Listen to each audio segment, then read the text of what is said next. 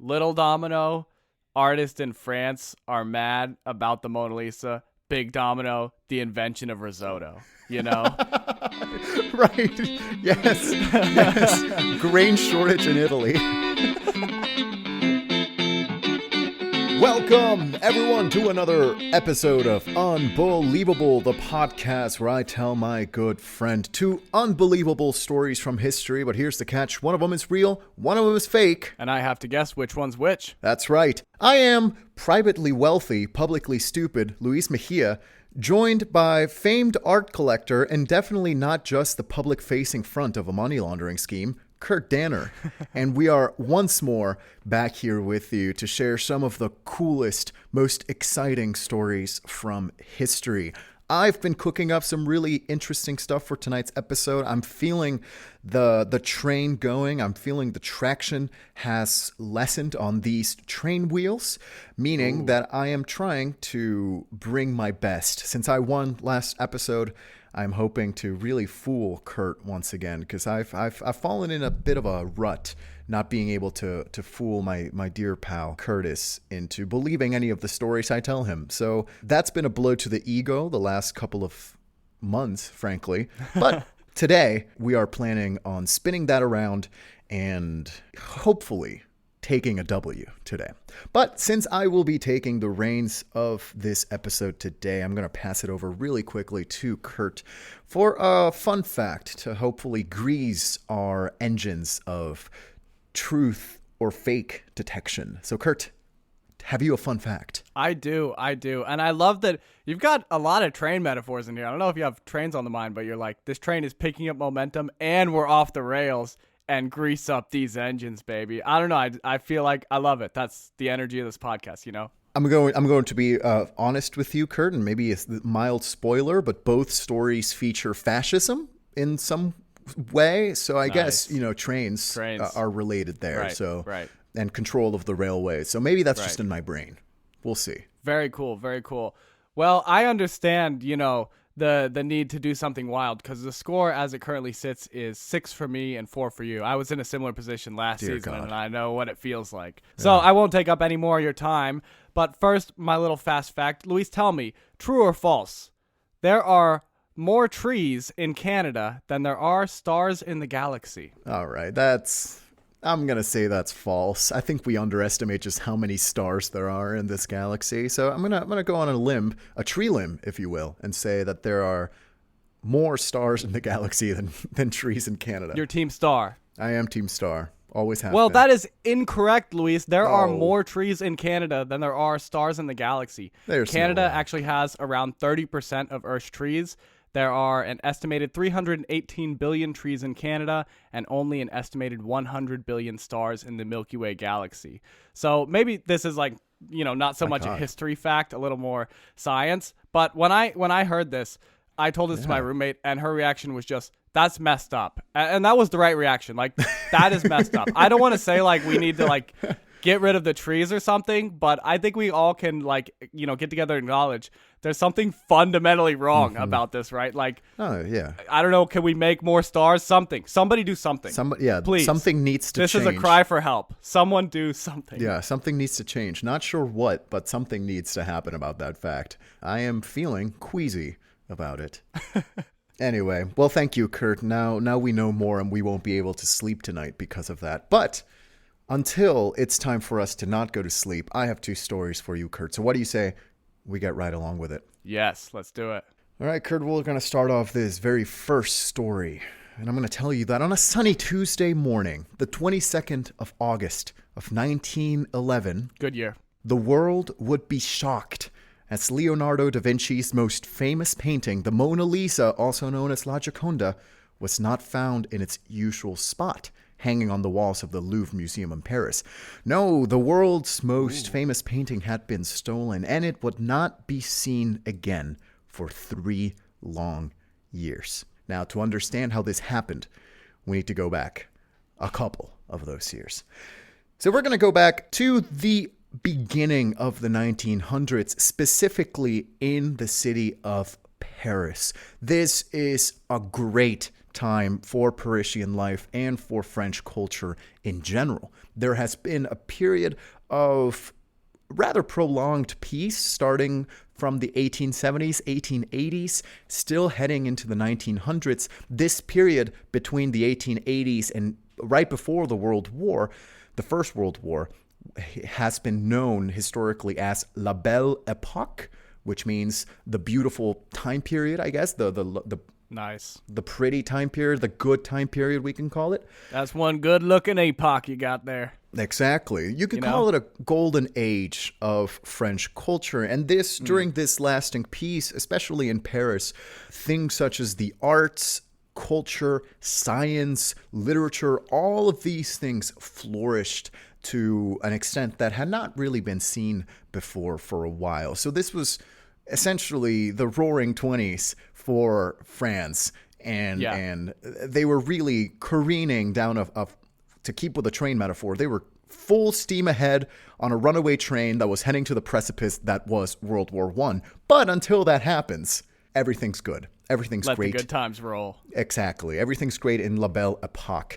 But much like any other time periods of increased economic success, I guess you could call it, a lot of people within Europe that were not in that living standard migrated into this country. So migration during La Belle Époque was pretty intense, to say the least. And a lot of the people that held up all the luxuries of the more rich and wealthy individuals during this time period were naturally, as it is today, was held up by a foundation of immigrants. And Paris was not an exception.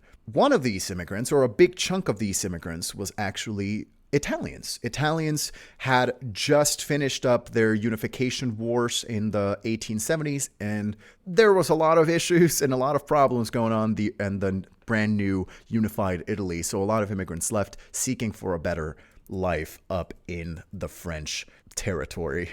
Now, I want a little taste of the Belle Époque life, you know? What happens in the Belle Époque stays in the Belle Époque. And who wouldn't want to be in La Belle Époque, frankly? Come on, baby. One of these Italian immigrants was a man whose name was Vincenzo Perugia, which, as we can probably tell by his name, was of Polish descent. Just kidding. Italian man. Naturally. Vincenzo, he was originally from Milan. He moves to France to seek for a better life. As he's in France, he starts getting jobs in construction as a handyman. Also, he would later call himself a painter, but not like an artistic painter. He would paint buildings. Right. But he was a painter, a handyman, construction worker, etc. Among these different works that he did to try to maintain himself in this society, he was part of the team that was charged with building protective cases for different paintings that were inside the Louvre. So as we were mentioning, the La Belle Époque was a time period where arts and culture were approaching a zenith, right? There was more of an appreciation for the arts than there had ever been before. The Louvre was the place to be. Naturally, a lot of the paintings were in risk of potentially being stolen. Right. One of these paintings was the very famous Mona Lisa, La Gioconda, by Leonardo da Vinci. We don't really have to explain it. It's the most famous painting in the planet. At this point, it wasn't as famous as it is now. However, it had been within the public radar for a while, and the French really understood that it's a masterpiece, an important work of art. So they sent a group of workers to build a protective encasing for this painting that would otherwise just be hanging regularly in a gallery in the Louvre in France for anyone to just snatch, right? And what would they build the encasing out of? Like, what kind of encasing was it? It was a combination of wood and glass. So I guess what we expect now to be the encasing, very modern. Very modern. It would be made of glass and another wooden piece of material to be bolted then into the wall, so that it wouldn't be just taken off and it wasn't hanging like in other ways. Now, it is said that during this time working for this painting, having spent a long time in very close vicinity to this painting, that Vincenzo Peruggia fell in love with the Mona Lisa and eventually made it his decision to have this painting. And frankly, I get it. This man just says, I want this painting, and I've seen just how easy it is to get. I'm going to take it from the Louvre. So he knows that on Mondays, the Louvre is typically closed. That's the day that it closes for maintenance and for different repairs, for restorations of different paintings. So he decides that he's going to be there on Monday and steal the painting. Now, I'm going to describe to you the heist of the century. Okay, Kurt? Yes. We're going to go straight to it. Vincenzo Peruggia, on trial, which we will get to later, on trial, he describes the scene of that day, of Monday, August 21st. Mm-hmm. He says that day, on Monday, only workers were allowed to go in to the Louvre to do the restorations and things of the sort. Having had worked in the Louvre before, he had a white smock, which was the painter's smock, a construction worker's smock. So early morning on Monday, he walks in. Everyone just thinks he's doing construction. Little disguise action? Mm-hmm, exactly. Not even a mustache. He already had a mustache. This was a mustachioed man.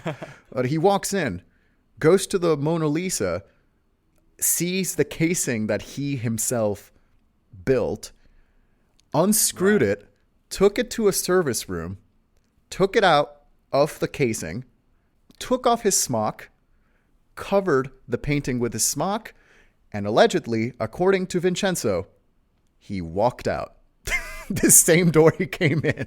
And it's just that easy. The perfect crime. And he just abandoned the Louvre from the same door he came in. Now, other stories say that maybe he came in on Sunday and he stayed in a service closet and then came out the next day and stole it. Whatever happens, this man literally walked out of the museum with the Mona Lisa. Right. Now, this raises a couple of questions. One of them, what was security like? According to this, not that great. Secondly, how are you going to just go in and steal this and just let anyone come into this building? That day, on Monday, which was when the museum was closed, nobody noticed that the painting was gone, right? Nobody really cared. Okay. Yeah. Until the next day, on Tuesday, when there was a painter that was scheduled to go in and paint the different paintings of the museum, as in he was going to take still lifes of the museum. He was scheduled to go take a still life of the Mona Lisa that day. Well, they're having a really good time in France. Wow. Yeah, really. Let's make some paintings of our paintings. Right. Holy cow, they've got free time. This man goes in, notices the wall where the Mona Lisa used to be is empty. He doesn't panic. This man, who was named Louis Beru, he says, hey guys, the Mona Lisa's missing. I bet it's in some storage. Maybe you guys should check it out. And all the guards and everyone there says, oh yeah, it's probably in storage. We'll go check it out.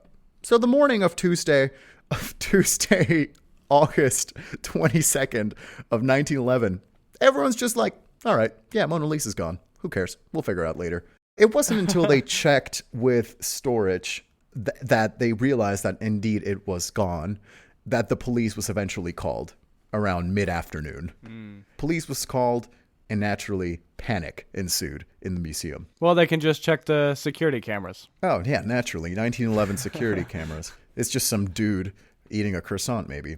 Now, to make matters worse, the director of the National Museums of Paris, of France, was off on vacation somewhere. So he was not there to really see this happening. They rang him up and they asked him, hey man, the Mona Lisa's missing. What do we do? Hey, hypothetically, what would we do if the Mona Lisa got stolen? Just curious, just in case. Yeah, man, I don't want to trouble you and your vacation. Surely you're having a really good time. But if the Mona Lisa were to go missing, how would you react? We were just chatting and having some drinks, and Carl said the funniest thing if the Mona Lisa was stolen right now. Like, what would you do? Like, that's crazy. Right. That's kind of crazy. Well, Kurt, his response was even crazier. He literally responded, and I quote, that the Mona Lisa being gone would be, quote, "We might as well pretend that one could steal the towers of Notre Dame," unquote. Oops. Uh-oh. Anyway, the day goes by, police get called, the Mona Lisa is confirmed as missing. This man immediately gets fired while on vacation. So now, the reality of the world, the reality of the situation, the Mona Lisa has gone missing. Nobody knows where it's at. The Mona Lisa is missing, this being a incredible piece of artwork that the French love very, very much, and one of the most famous pieces of art in the entire world. Right. A worldwide, or at least a nationwide search begins, enforced by the French government. So different newspapers start putting rewards for information for the location of the Mona Lisa, rewards up to 25,000 francs, which was the French money at the time. Trains and ships entering and leaving France were all investigated to check if the Mona Lisa was indeed there. And one of the things they started doing, they started putting wanted posters on street corners, and it's just a painting of the Mona Lisa. So they said, "Hey, have you seen this woman? Have you seen this woman?" And it's just the painting of the Mona Lisa, and it says "wanted," and it was a national search. Yeah, they like declared a state of emergency. Like, was there a curfew? Did they declare martial law? This is crazy. I mean, I get it for the Mona Lisa, but also imagine that they're like searching all the trains going in and out of the country just for this one painting. Right. Everyone was panicking. No one knew where this Mona Lisa was at. What happened, though, is that somehow the Mona Lisa became more famous because now people would be going to the Louvre just to go look at the empty spot where the Mona Lisa used to hang. And so the Louvre had never seen this amount of people wanting to go see just this missing painting, including like Franz Kafka and a couple of other literary artists that went in to just ogle at this empty wall. So this is where we start developing culturally the cultural importance of this painting that is the Mona Lisa. Before this, it was a famous painting, but it did not reach the standards that we now associate the Mona Lisa with, the fame, the absolute just devotion to this painting. It was front page of the New York Times, front page of almost every single newspaper. The Mona Lisa's gone. There was now a craze to find this painting. Now we go back to this person that we know stole it. At this point, no one really knew. But Vincenzo Peruggia, the reason why all this search did not work is because Vincenzo grabbed the painting and did not leave the country. He went back to his apartment and put it in a chest that he had built with a false bottom and put it under his bed and did not touch it for 2 years. Wow. It stayed there for 2 years. Vincenzo really just took it, just stole it. Now you'd think so he clearly had an idea that like it was a highly valuable item, that it was something that like people were gonna notice was missing and come looking for like in a big way. Because I was kind of curious about like, did he just get unlucky that he just was like, oh, I like this painting, and then it happened to be one that people really immediately noticed? Yeah. But no, this is like a lot of planning and forethought. Like he definitely knew that this was gonna cause a big storm. And it's interesting because investigations, naturally, I mean, you're thinking, if the police are going to investigate anyone, it's going to be the workers of the Louvre Museum who would probably have access to these paintings constantly. Right. And they did. They searched Vincenzo's apartment. And then they didn't find the Mona Lisa. So they really paid no attention to this, but the investigations continued. Funny enough, one of the people that they arrested was a man who was... Okay, to put this into perspective, there was a man that came out to say, hey, I have an idea where this might be. It was this French man who said, I have stolen things from the Louvre. I have stolen a couple of items, a couple of figurines. These figurines, I stole these and gave them or sold them to this French artist named Guillaume Apollinaire for him to do artwork. Mm-hmm. And so they went to Guillaume Apollinaire and his close associate, a young Spanish painter by the name of Pablo Picasso. Oh. Who had allegedly or had seen these figurines. Pablo Picasso actually was inspired by these figurines to paint one of his most famous paintings, the Demoiselles du Avignon. And when they approached Picasso to say that Guillaume Apollinaire, his friend, had said that he stole these, Pablo Picasso said, I don't know him. I've never met him in my life, which is not true. They were close friends. Anyway, Guillaume Apollinaire went to jail, not for the stolen figurines. He went to jail for potentially having stolen the Mona Lisa. And this man was the only person to be jailed for the Mona Lisa during this investigation. Someone that was fully not involved with this crime. So Pablo Picasso thrown into the mix, mostly because he was involved with some of the futurist and the new like art movements, including this movement that said, let's burn all museums down to the ground. They don't matter. So, naturally they would think that you stole the Mona Lisa. Yeah. Wow. But so the guy was accused of it, and then he went to trial, and they were like, we can't prove that you did this, but we think you did, so we're going to like sentence you for it. Or was it just like, you might have done this, so here's the sentence? Interestingly enough, Guillaume Apollinaire confessed to stealing it, even though he didn't. Who knows? Wait, what? Yeah, he confessed for stealing the Mona Lisa, even though he absolutely didn't. Who knows if there was some foul play at hand, maybe some torture? Unclear. History, that's lost to history. All the while, Vincenzo Peruggia was chilling. He was just hanging out in his apartment in Paris, just letting this go by. 3 years go by. He's like eating a steak using the Mona Lisa as a plate. Basically, right. So 3 years go by, and he decides to go to Italy, to go back to Italy with the Mona Lisa. In his mind, he says, well, Leonardo da Vinci is an Italian artist. The Louvre has stolen a bunch of other paintings. I'm going to take this back to Italy. And he goes back. He stays at this hotel in Florence and arranges to meet with the director of the Uffizi Gallery in Florence, one of the most famous galleries in Italy. He goes to him under a pseudonym and says, hey, I have the Mona Lisa. Do you want it? And he pulls it out and shows it to the art director of the Uffizi Gallery. The guy says, oh, yeah, no, I'll definitely buy it from you. Let me actually go back with my people. You go back home. I'll figure out the price. Vincenzo says, okay. He goes back to his hotel, where he is promptly met by the police and arrested. Oh, oops. So this man tried selling it to the Uffizi Gallery and basically said, yeah, here's the painting that I stole. And he was arrested.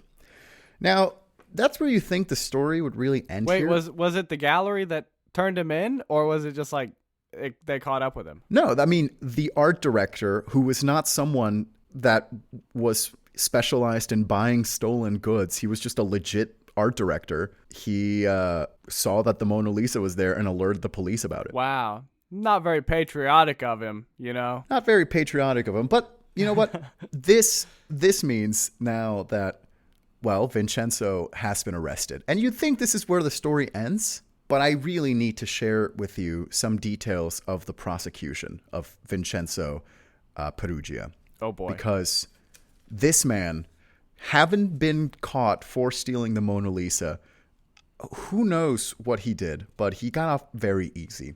So he comes into trial, immediately pleads guilty. From the get-go, there is no denying in that he committed this crime. Now, there's never any doubt that he did the crime.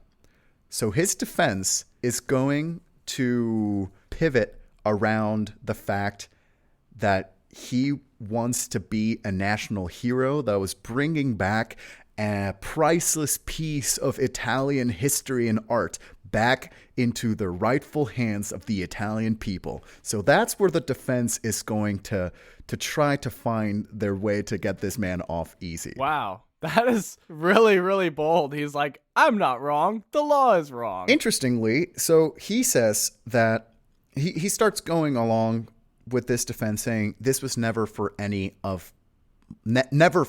money. I never wanted any money for this. I just wanted to bring it back to its rightful place. This was then verified to be false. He had been writing letters to his children and his family saying, "Oh, I'm about to be a rich man." It's unrelated. He's had a big promotion in his painting job. You're right. No, he literally writes a letter saying, "Get ready. We're going to be rich, baby." Basically. Anyway, he lies throughout his entire testimony, proven lies. One of the things he starts saying is that when he first moved to France, he felt a lot of anti-Italian discrimination, that his other workers would often bully him by saying a lot of derogatory Italian-related or derogatory things to him related to his Italian heritage or to his being an Italian man. And he stated in court that these people would often call him mangia macaroni, which means eater of macaroni, that they often stole my personal property and salted my wine.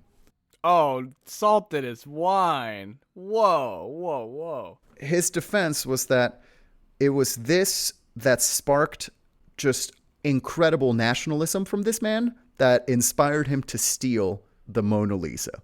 The man was then sentenced to about 1.5 years in jail. Oh, man. I thought he might pull it off because, I was like, he's crazy because he's like, hey, jury of French people, here's why you should thank me for stealing from you. And I was like, never going to work. But then when he got to salted the wine, I feel like, I don't know, you could get 12 French people out there who might appreciate committing a little bit of, national scale theft because someone put salt in your wine. I feel like that's fair. Reaction. His sentence was reduced to 7 months. Yes. I mean, slap on the wrist. This man barely got any flack for stealing the Mona Lisa. Funny enough, though, the Mona Lisa is one of the only Italian paintings in the Louvre that was actually bought legally. Like, it was purchased by the French from the Italians. So it wasn't plundered at all, like other pieces in the museum. Wow. But still, this man made his case, 7 months in prison, and was off scot-free. Eventually, about 1 year later in 1914, the First World War started. Vincenzo did fight in the First World War, and he lived a quiet life after this. Eventually... Fought for France in the First World War? No, he fought for Italy. He went back to Italy after this whole kerfuffle and died in the early 1920s, 1925. That was his end. And through all of this, we have one thing to thank him for, is that if it wasn't for him stealing it, the Mona Lisa, that is, the Mona Lisa wouldn't be as famous now as it was back then. So that's very true. This Mona Lisa painting is as famous, as ubiquitous to our world culture as it is now because of this one man that decided on a whim, I'm going to steal it. And did. And that's the story of Vincenzo Peruggia. That's, you know what? That's like such a nice, wholesome story. Because like the worst thing that happened in it is some big theft. And I feel like the guy fairly well argued his way out of it. And the history books like pretty much absolved him because the only real repercussion of it is that we're all obsessed with the Mona Lisa now. Yeah. So, I think this was all good for him. Frankly, I'm a fan of this man. This one goes out to you, Vincenzo. We love you. Yeah, it's nice. It's a very, very European story, I feel. It involves a little bit of artwork, a little bit of wine. Mm-hmm. We had several countries that we just went around in between, to and from easily, and bumped up against a world war. It's classic. Yeah, and without even going to the World War, which is always a plus. We always got bummed out. This one, that's true. Happy ending. This man didn't even die in the First World War. So that was just a little side quest. You know? Yeah. He was like, "This is none to me, guys. I stole the Mona Lisa," and they're like, "Yeah, right."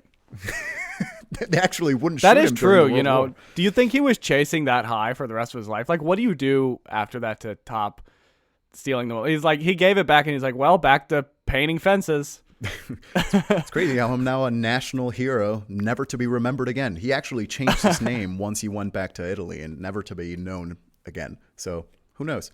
Actually, that date when he died, who knows if he died in 1925? No one can confirm nor verify. He's still alive. Could be. Some could say, and still carrying the Mona Lisa under his wing. All right, Curtis, I've got a second story for you. Let me set the scene for you. Kurt, ready? Yes, let's do it. On a sunny Tuesday morning, the 22nd of August of 1911, the world would be shocked as Leonardo da Vinci's most famous painting, the Mona Lisa, also known as the Gioconda, was not found in its usual spot hanging on the walls of the Louvre Museum in Paris. The world's most famous painting had been stolen, and it would not be seen again for 3 years. Now, to understand how this happened, we must go back a couple of years. Oh, I feel sick. Oh, no. I had this coming, too. Okay. All right, Kurt. We're going to go back to 1876. Yeah, okay. 1876 had the birth of a very important man, a man that would become very important in world history. This man was Filippo Tommaso Marinetti. Ooh, or let me use it in my Italian accent. Filippo Tommaso Marinetti. Good man. Now, Filippo Tommaso Marinetti, as you can hear from his name, he was of Czech descent. Absolutely not, Kurt. Got you once more. He was actually an Italian man. Born to Italian parents, actually, funny enough, in Alexandria, Egypt. Oh. Then from Egypt, he grew up there, but then he moved to France. He moved to France initially to become a lawyer. But after spending some time in France, as we have seen before, as we have heard, 1880s, 1890s, 1900s, this was the time of La Belle Époque. So he moves to France and he's there during La Belle Époque. So La Belle Époque. This man grows disillusioned in being a lawyer and decides instead he's going to become an artist and a writer. He likes all of these different disciplines coming together and loves how he can put in his own political ideals into his art and starts developing different ideas, paintings, sculptures, etc. Now, Filippo Tommaso Marinetti, you may have heard from him before because one of the things he's most well known for, probably the most important thing he's well known for, is that in 1909, he published in the French magazine Le Figaro, very important political magazine of the time, he published what was known as the Futurist Manifesto. The Futurist Manifesto was a whole piece saying all art from now on is the beginning of a new century, must represent going forward. We must tear down the quote-unquote old gods, the old guard that was all this classical painting. We must focus on the new technologies that are developing, and we must show that in our art. Our art must have movement. Our art must have political meaning, etc. And thus, with the Futurist Manifesto, the Futurism movement in art was officially founded by this one Italian man.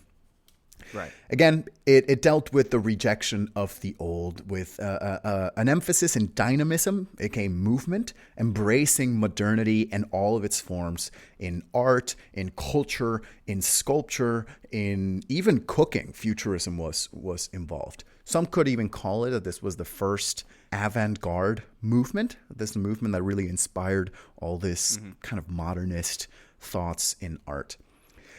Considering that the futurists, as they would later be called, all hated old and embraced modernity, he grew a significant following in France, especially with all these classically trained artists that are trying to develop their own styles and trying to move into a future. He gets a gaggle of like 20 devout followers. And one of the things that they would do in these futurist outings, not only would they get together and eat and discuss art and write, they would go on excursions to different museums, including the Louvre Museum in France. One of the Louvre Museum at this point, I mean, the Louvre was built by Louis XVI to be a royal art gallery to show all the paintings that the royals had. And then it had become a museum to show all the best art from around the world. So naturally, it was a symbol of the past. Futurists hated that. So in December of 1910, Marinetti and the rest of his futurist friends decide to go into the Louvre and stage a protest. A protest where they kept people from entering the different rooms. Okay. And then they would start yelling loudly, actually reading out loud passages from the Futurist Manifesto, telling people essentially, wake up, you're being brainwashed by all this old art, embrace the future, take futurism as your stance. We hate old art. Of course, this being the most famous museum, not only in Europe, but probably the world at the time, they get kicked out of the museum for staging this protest. Imagine you're in a museum just trying to like enjoy your day, and there's like a picket line of people yelling like, "Wake up, sheeple!" Yeah, and Marinetti was a person that was not hard to miss. Also, much like Vincenzo, had a big bushy mustache, so you can imagine just a big Italian man in a heavily Italian accented French, just yelling at you about how you suck for wanting to look at the Venus de Milo, like that's just an image in my brain that sparks a lot of joy to me. Yeah, anyway, seriously, since this protest had been seen as a rather negative thing in the news, and they really were not getting anywhere with it, they decided that they were going to make a more lasting protest, which was to steal one of the images that best represented the age of the past. Classical I wonder which one art. It's going to be. Oh, you might just be surprised, Kurt. Oh? It was going to be the Mona Lisa. Oh. Now, so Louis, can I tell you, I feel like I'm stuck in the movie Groundhog Day right now. Like, I feel like I'm in a time loop. This is terrible. This is my insides are soup, and not good soup. Please continue. Listen, I'm here to wring your brain a little bit, just a little bit. Now, they devised this plan to get inside the museum. And how are they going to get inside? Well, they know that on Mondays, the Louvre is closed for exclusively construction workers and people that do restorations for the paintings, and even some students. So he gets in contact with these construction workers, which are Italian men. And Filippo Tommaso Marinetti, being an Italian man, he uses that influence that he carried with him to convince a very specific man by the name of Vincenzo Perugia to go in and steal the painting. Yeah. Okay, the brain is soup now too. So Marinetti convinces Vincenzo Perugia to go in, steal the Mona Lisa. And he had a gaggle of other friends to go in. About 3 men went in, including Vincenzo, pretending to do maintenance work. They actually had worked on the glass encasing of the Mona Lisa, so they knew how to take it apart. And they did, and they walked out with it. Now, the only reason why these Italian men, agreed to do this crime that would get them blacklisted across Europe, because they knew that this was going to be the crime of the century, right? Or the crime to kick off the century. They didn't know that they had the little thing called World War I to distract them from other stuff. But at this point, this would be the one thing to be in the news. Now, the way they convinced them is that Marinetti and the Futurists knew that if the Mona Lisa was stolen, that there would be a reward money for any information. So they decided to match the rewards offered by different newspapers and the government, and they would pay that as payment to these workers that stole the Mona Lisa. So as long as you steal it, keep it hidden away, we will pay you whatever they're offering, which eventually would become all the way up to 25,000 francs in that day's money. So he convinces them to join on the plot. So Vincenzo Perugia and company steal the painting, and everything he was asked to do is to keep the painting secure in his apartment. Don't really make a big scene of it. So what does he do? He, having been a construction worker, he makes a chest with a double bottom, a false bottom, and puts the painting in there and keeps it there.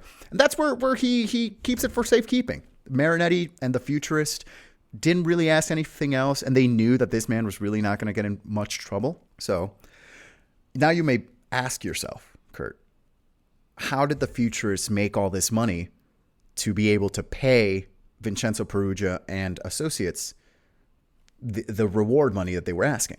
Oh, true. The Futurists, as we stated before, were a collective of artists. They had artistic ability, and a lot of them were actually hired by different newspapers and by different government authorities to draw up replicas, reproductions of the Mona Lisa to put up as wanted posters around the city. And the Futurists would get this money from really putting the Mona Lisa everywhere they could find it, everywhere they could find in the streets of Paris and beyond, and they would get paid for this. However, since they were the ones in charge of putting these posters up, they actually got pretty sneaky with it. They would often include hidden messages within the painting or the recreations of the Mona Lisa for those that were looking closely to advertise or at least make up some more exciting plots for futurism or advocate for futurism. Not only that, they would sometimes divide the posters in half. So they would have one side of the poster that makes it look like it's just a normal wanted poster, but the rest would be futurist advertisements for different futurist galleries. So this way, they would be convincing or letting people know that if they're trying to look for the Mona Lisa, there's this other art movement also available. And by painting and actually getting more revenue for the futurist work, they were able to secure this money to be able to pay Vincenzo and his friends to be able to just live, do nothing, but keep quiet about the Mona Lisa hiding in his apartment. Wow. Pulling all the strings. Frankly, the futurists had a really, really interesting way of dealing with the world and dealing with worldly events and trying to use all of these instances to their benefit, right? They were experts in this, I guess you could call it propaganda, and these psyops, I guess you could say.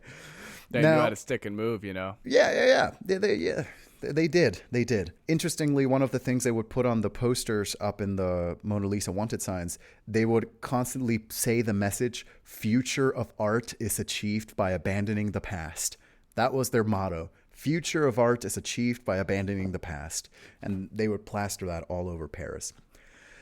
Now, moving along, as investigations for this lost paintings were underway, they started actually going to different artists because artists were the, I guess, number one people after the workers to maybe have some sort of grudge against this painting or maybe have more of a motive to steal a painting like the Mona Lisa.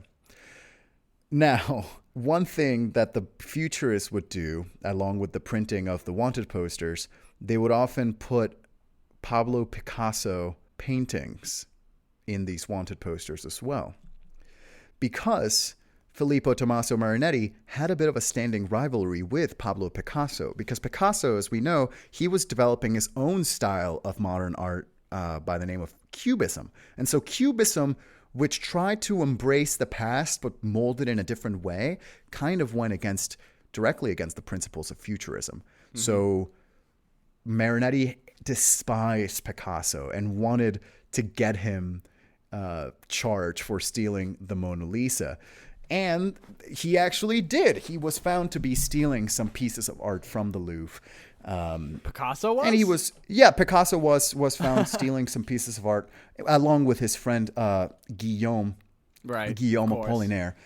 And, you know, they were questioned by the police. Guillaume was actually arrested also.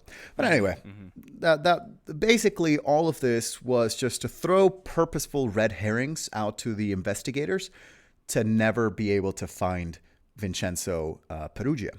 Now, a couple of things happened in the upcoming years. Since the publication of the Futurist Manifesto in 1909, Marinetti had, in a way, become an international ambassador of the arts to Italy in France. He notices that regarding the Mona Lisa, with it being gone, the news and governments were actually talking about this painting a lot.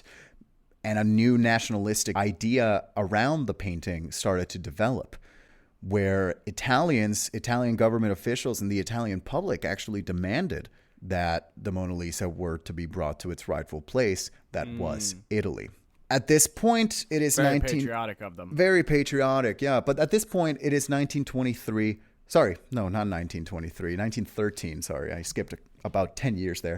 It is 1913, and Filippo Tommaso Marinetti notices that kind of crowds are dying down. They really don't have the money to keep paying Vincenzo, and he notices this whole nationalistic attitude toward the Mona Lisa. So he decides he is going to go back to Italy with the painting, and he's going to keep it as a bargaining chip.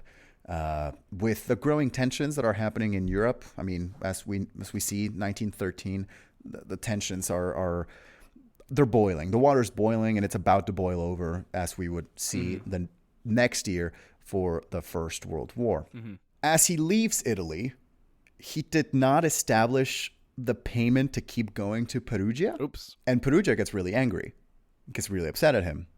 And so he rats out Marinetti. Oh. So as he's crossing the Alps on this train, Tommaso is arrested as he is reaching Milan. So he is arrested by Italian authorities that were working together with French authorities, and he is taken to the police station with the Mona Lisa in tow. So Marinetti is now arrested in around September of 1913.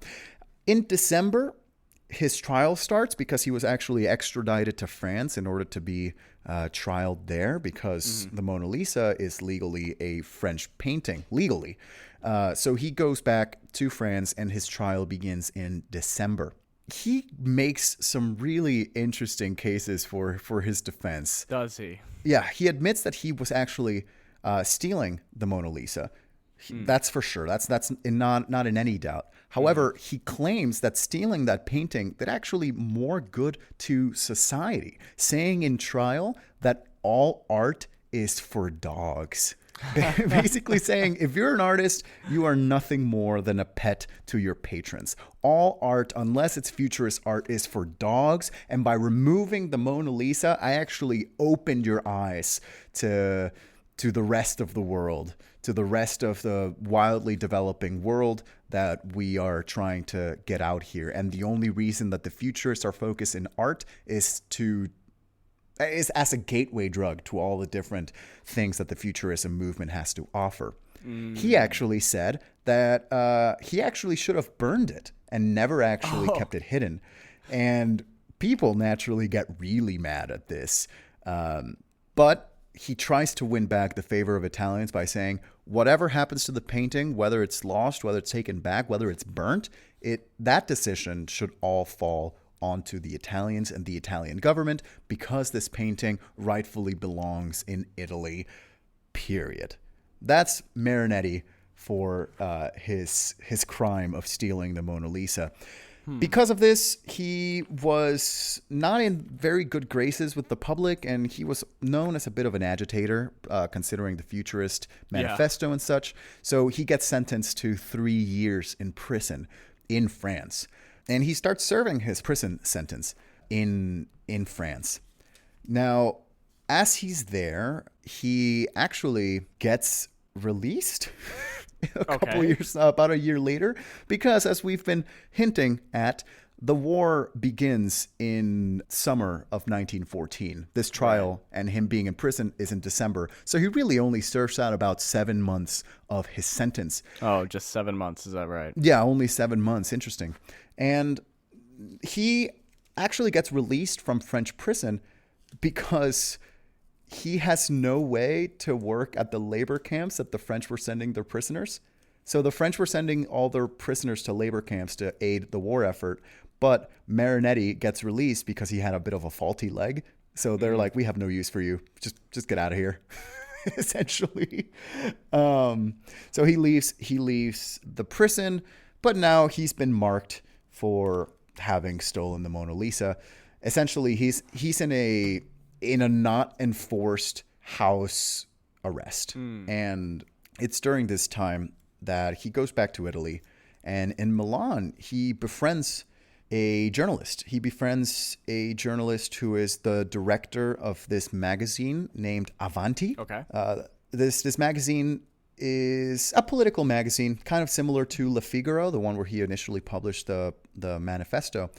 And this journalist wants to turn this story into a success for Italy and try to rile the Italian people into this sense of nationalistic pride. And especially more now that there's a world war happening. Right. I mean, they need all the pride they can get. Funny enough, the name or the person who is the director of the Avanti magazine is Benito Mussolini. Oh. The famed journalist Benito Mussolini. Yeah, this is something interesting. Benito Mussolini was a journalist before he became what we all remember him as. He was the director of Avanti magazine, and he wanted to turn this story as a national, something to be nationally proud of for the Italian people. You can start seeing some hints of where his mind would go later. Maybe extend his hand a little too much. Talk more about that national pride, Benito. Keep going. Hey, do you know the railway in Italy? Yeah, this should actually run better. He said, guys, I have an idea. So Benito fights in World War I, and he's part of the army for Italy. After he gets out of the war, he stays in contact with Filippo Tommaso Marinetti and discussing their ideas. Marinetti actually came out in support of this new growing movement that would become fascism. He actually, as a bit of a sequel to his Futurist movement, or to his Futurist manifesto, which was written in 1909. 10 years later, in 1919, he would write the Fascist Manifesto. Wow. Which, interestingly, would echo a lot of the things that he would outline in the Futurist Manifesto, which these ideas of progress, these ideas of industrial revolution, these ideas of let go of the past, move forward, actually aligned with this new greater nationalist movement that was beginning in Italy, known as the Fascist Manifesto. We all know who loved this Fascist Manifesto: Benito Mussolini. The rest is history, blah, blah, blah.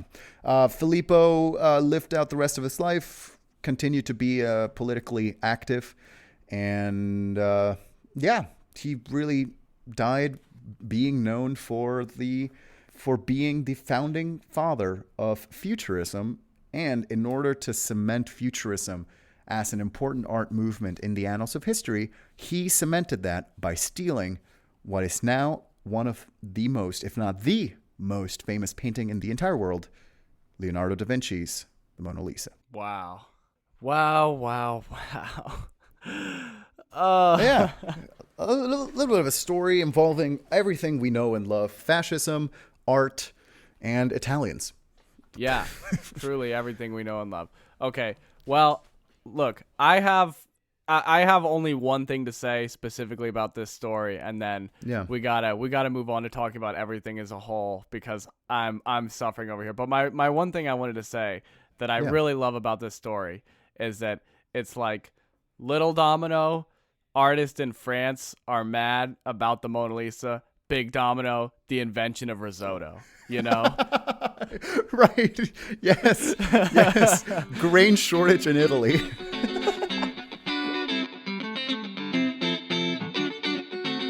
The two stories haven't been done in a way, Kurt. I think I will remind you of the two stories. One of them was about the stealing of the famed Mona Lisa painting by Leonardo da Vinci by a lone immigrant working for his own desires and needs. Seriously, a man that just had an idea one day to steal the Mona Lisa and did.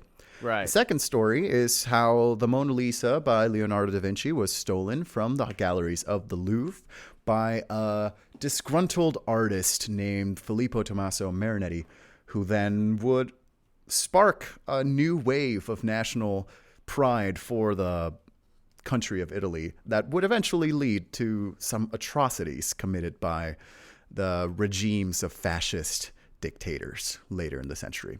Yeah. What do you think, Kurt? Let's talk about it. I like to think of it as there's the Vincenzo works alone timeline and the international conspiracy creation of fascism timeline, you know? Mm-hmm. So like the two alternate ways it played out. Okay, first let me say I definitely have this coming right? Because I have before tormented you with like giving all my main characters the same name. But I think I truly underestimated like how derailing it is to experience a mind game like this. I've really, oh my gosh, I was suffering for the whole story. Like, yeah, it was just so hard to focus on the details because I was just so caught in like, I feel like this is a bad dream or something. What is happening? Mm-hmm. And yeah, it makes it really hard to even separate things out. But either way, it was kind of like the mix of thrill and terror of a good roller coaster. You know, I was like suffering, but also enjoying it. But yeah, I really am quite in a maze of mind games right now. So this one's it's looking good for you at the moment. But we'll see. I think it might be time for us to move on to our least favorite part of the podcast, Luis. And you've got a hard job ahead of you, Kurt, I'm sure. So I really do. Without further ado, let's move on to deliberation. 2 stories involving the Mona Lisa being stolen from the Louvre. I don't have to repeat them for you. You already know. Now it's up to you to decide what did happen. How was the Mona Lisa stolen? And why was it stolen, Kurt? In what room and with the candle holder? Who knows? Well, first let me say, after you finish the first story, the Vincenzo Works Alone timeline, really arrogantly, I thought, okay, I have personally seen the Mona Lisa, and I'm like very interested in history. I think that's apparent by me doing this podcast. So I feel like if this had happened, I would know some part of it. Only to discover that either way, it's a story that I have just somehow completely missed. So the Vincenzo Working Alone timeline, it's pretty wacky, but I think in my mind, it fits pretty nicely in the realm of like crazy things can happen, except for maybe the court case at the end where he's like getting a reduced sentence based on the argument that they salted his wine. But like I said, I don't know, maybe that would work in France, honestly. But okay, that one's really great. Then we come to the international conspiracy timeline, and I just feel like there's so many details connecting it together. But then at the same time, in my mind, it gets hard to separate like what was the first story and what was the second story. But that one feels like if you made that up, that's a lot of information to have made up. And especially, I was trying to like work out backwards. For example, like the poster scheme. So, okay, one of those things was true, that either they put up the posters and then you thought of the other details, or there was part of the scheme to put up the posters to make money and then you stole that as a detail for the other version. But I really just can't figure out which way it is. The only thing I will say is that it seems like the Futurists, some of their schemes, as far as like they're going to keep paying off the people on and on, it seems like maybe they would try to just get the Mona Lisa from them, and then the leverage would be that like if they turn you in, they're also incriminating themselves, and then also they're putting up the posters and that's their income, or that's drumming up business for them to then pay these people off. I feel like, I mean, that's really clever if they figured that out, but also how would you know that was going to work beforehand? And if you didn't get the money from that, you'd just be like really in trouble.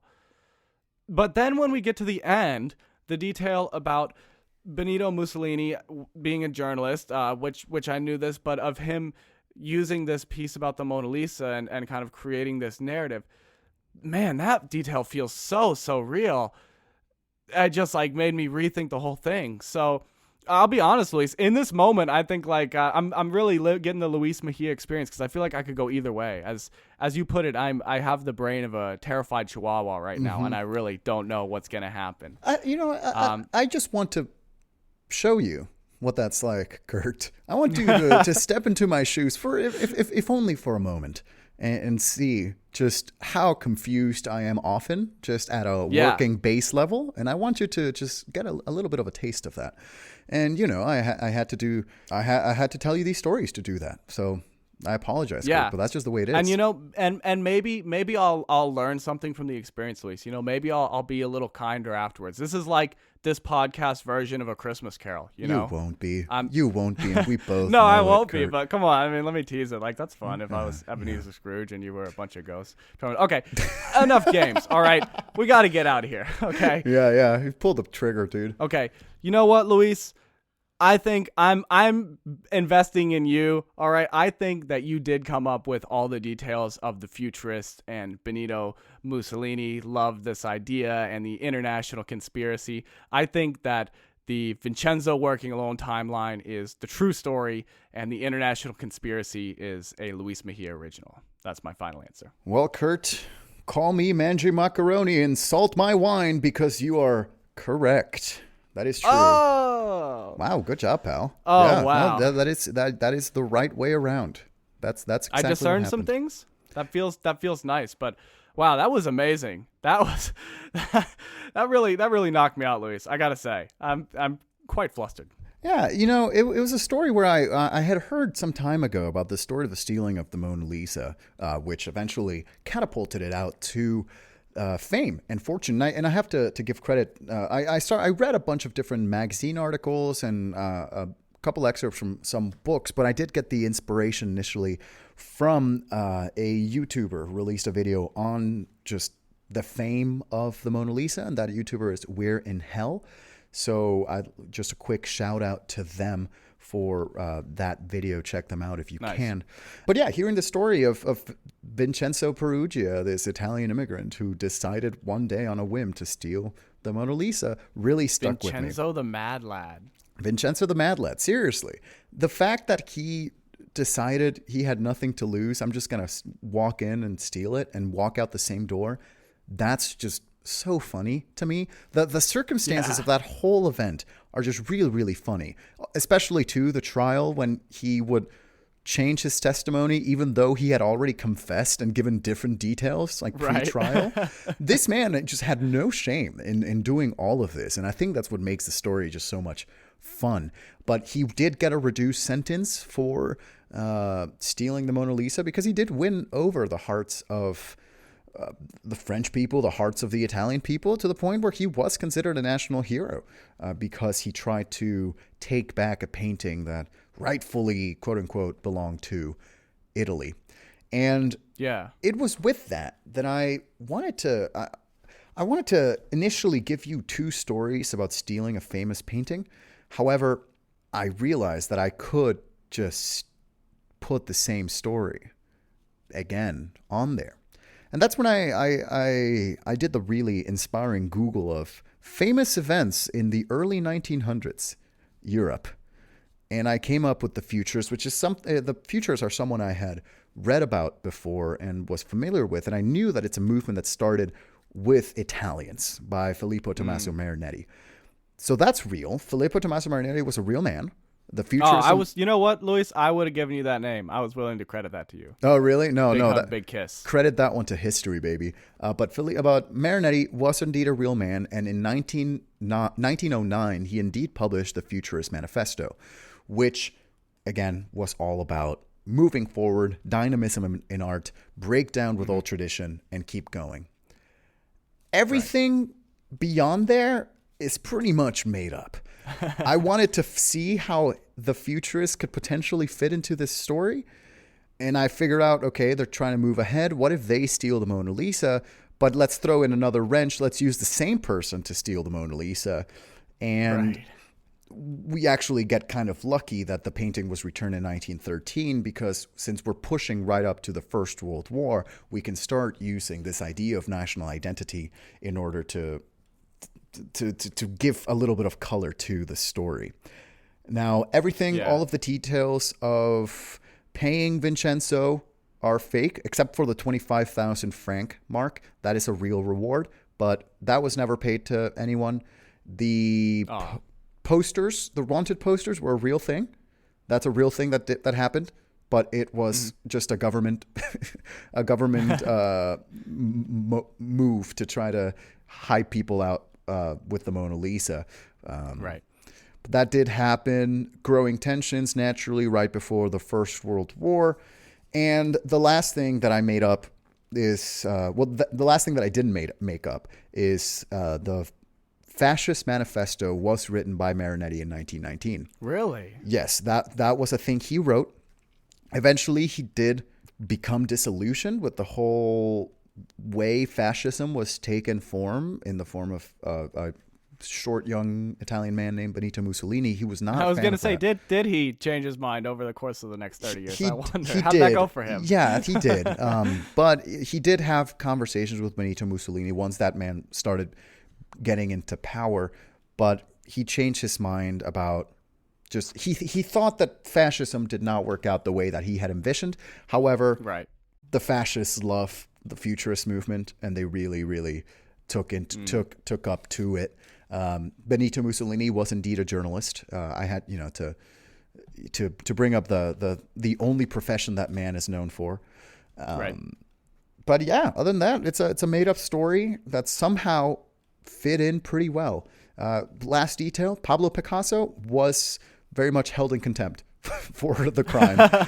Pablo Picasso, who was just hanging out, fully agreed to have taken part in stealing some pieces of the Louvre, and nothing happened to him.